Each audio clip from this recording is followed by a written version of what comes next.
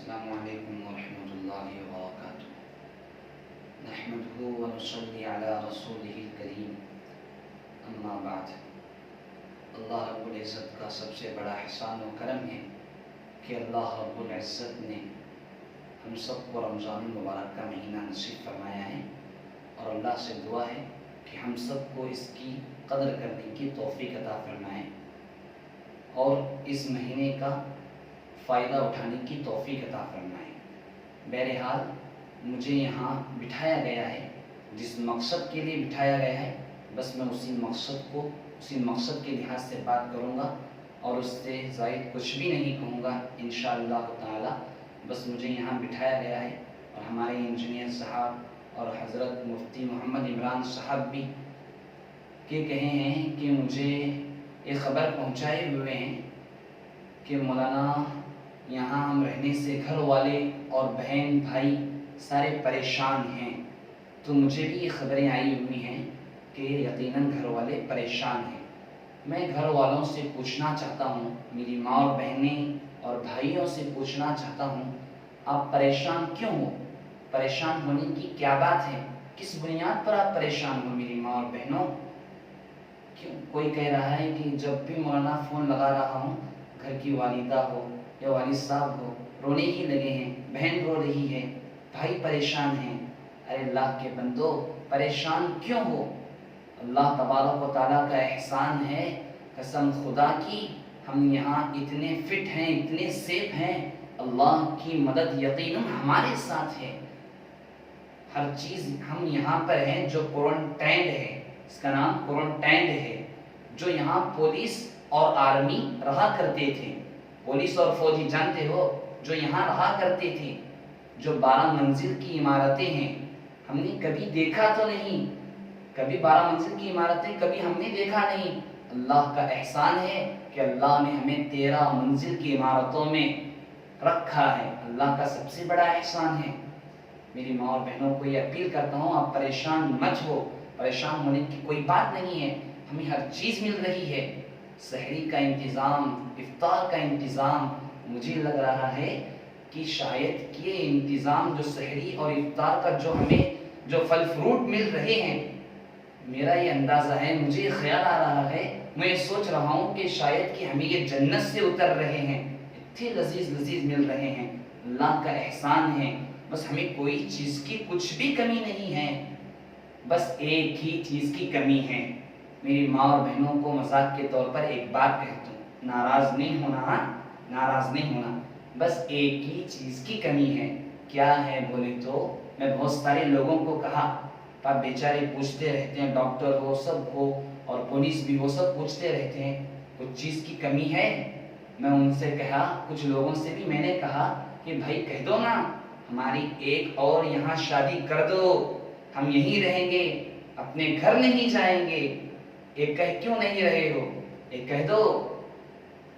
نہیں مذاق کر رہا ہوں، ہمارے پی ایم بزرگ کو ہم کہنے ہی والے تھے کہ ہماری شادی یہیں پر کر دو، ہم گھر نہیں جائیں گے، ہماری ایک اور شادی یہاں کر دو۔ نہیں، مذاق کر رہا ہوں، مذاق کر رہا ہوں، کہیں میری ماں اور بہنیں ناراض نہ ہو جائیں۔ جیسا کہ چوہے کو بلی جس طرح تاک کے بیٹھی رہتی، میری ماں اور بہنیں مجھے اسے غصے سے دیکھ رہے ہوں گے۔ نہیں، کوئی گھبرانے کی بات نہیں، مذاق کر رہا ہوں۔ تو تم نہ ایک ہی شادی کر کے تم نے ان کو دنیا میں جہنم دکھایا ہے، اور ایک شادی کر کو کون سی جہنم دکھانے کا ارادہ ہے؟ بس ایک ہی شادی کر لے کے کافی ہے، بس ان کو بس ایک ہی جہنم دیکھ رہے ہیں، دوسری جہنم دیکھنے کا انہیں ارادہ نہیں ہے۔ حضرت مفتی عمران صاحب، انجینئر صاحب ہنس رہے، ہاں یقیناً ایک ہی شادی کر کے دنیا میں انہوں نے جہنم دکھایا ہے، اور ایک شادی کر لے تو کون سی جہنم دکھانے کا ارادہ ہے؟ صحیح ہے، تو کوئی گھبرانے کی بات نہیں ہے، مذاق کر رہا ہوں میری ماں اور بہنوں کو۔ ٹھیک ہے، انشاءاللہ تمہاری بھی ہمیں یاد آ رہی ہیں، بہنوں کی یاد آ رہی ہیں، بھائیوں کی یاد آ رہی ہیں، بچوں کی یاد آ رہی ہیں، بس دعائیں کرتے رہو، انشاءاللہ تعالی جلد از جلد تمہاری ہم خدمت میں حاضر ہو جائیں گے، کوئی گھبرانے کی بات نہیں ہے۔ ایاک نعبد و ایاک نستعین، ایاک نعبد و ایاک نستعین، اس آیت کو، یہ سورہ فاتحہ کی آیت ہے، اس کو کثرت سے پڑھتے رہا کرو، انشاءاللہ تعالی اللہ تبارک و تعالی ہمارے لیے راستے کھول دیں گے۔ کس طرح راستے کھول دیں گے؟ کس طرح راستے کھول دیں گے؟ جس طرح حضرت موسیٰ علیہ السلام کے لیے اللہ نے راستے کھولے تھے۔ صحیح ہے؟ ہاں انجینئر صاحب صحیح بات ہے، انشاءاللہ جلد از جلد ہمارے لیے اللہ راستے کھول دیں گے، اور ظالموں کے لیے اللہ تبارک و تعالی راستے اس طرح بند کر دیں گے جس طرح اللہ نے فرعون کے لیے راستے بند کر دیے تھے، ہے نا؟ انشاءاللہ کوئی گھبرانے کی بات نہیں ہے، بس دعائیں کرتے رہو۔ میری ماں اور بہنوں سے میں اپیل کرتا ہوں، آپ نماز پڑھو، روزے رکھو، ہر وقت عبادت کرتے رہو، کم از کم روز 15 پارے پڑھو، یا تو 10 پارے پڑھو، یا تو اتنا بھی نہیں ہوا تو قرآن میں کتنی منزلیں ہیں؟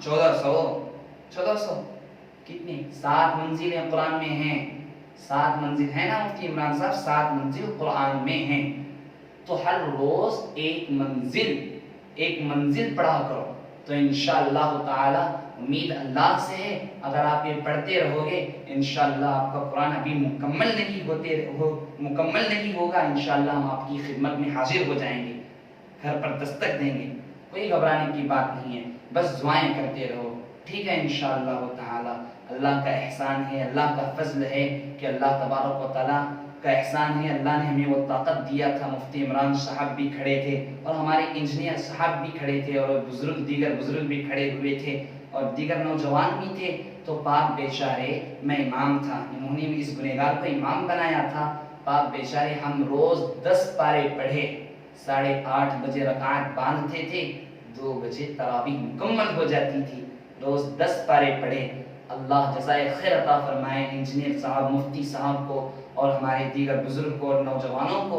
پاک بیچارے ہمارے انجینئر صاحب کہہ رہے تھے کہ مولانا میں نے کبھی تراویح نہیں پڑھی، قرآن کبھی نہیں سنا تھا، مجھے کتنی خوشی ہوئی دوستو، پاک بیچارے کبھی قرآن نہیں سنا، پاک بیچارے 5.5 گھنٹے کھڑے ہونا برداشت کرے، کتنی خوشی کی بات ہے، دل سے دعائیں نکلنے لگتی ہیں۔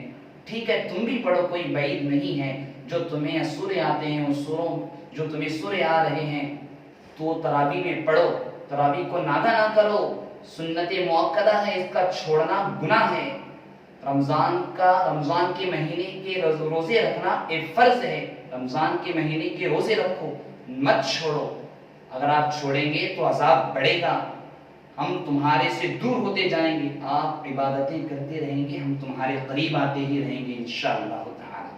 ٹھیک ہے بھائی، بس اتنا ہی کہنے کے لیے مجھے بٹھایا تھا، کچھ غلطی ہو گئی ہو بولنے میں تو اللہ تبارک و تعالیٰ سے دعا ہے کہ مجھے معاف فرمائیں، اور آپ بھی مجھے معاف فرمائیں، ٹھیک ہے؟ وآخر دعوانا الحمدللہ رب العالمین۔ دعا کرنا ہے، بسم اللہ الرحمن الرحیم، الحمدللہ رب العالمین، اللہم صل لا الہ الا انت انتم الظالمین، اللہم انت السلام منک السلام، اللہم طہر قلبی